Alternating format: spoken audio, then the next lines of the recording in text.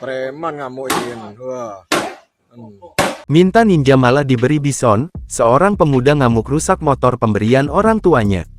Tengah beredar sebuah video yang memperlihatkan aksi seorang pemuda mengamuk sembari memukul sebuah motor.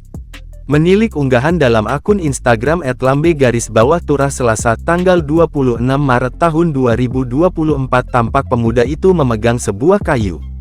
Dengan penuh emosi, ia memukul motor berwarna putih itu secara berulang-ulang. Usai melepaskan emosinya, ia pun lantas duduk dan tampak berbincang dengan sejumlah pria.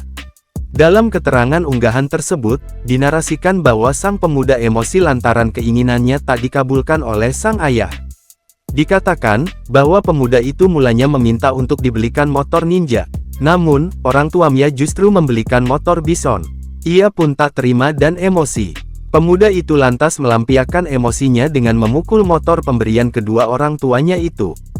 Kini, video tersebut pun telah viral dan diunggah ulang dalam banyak akun di media sosial.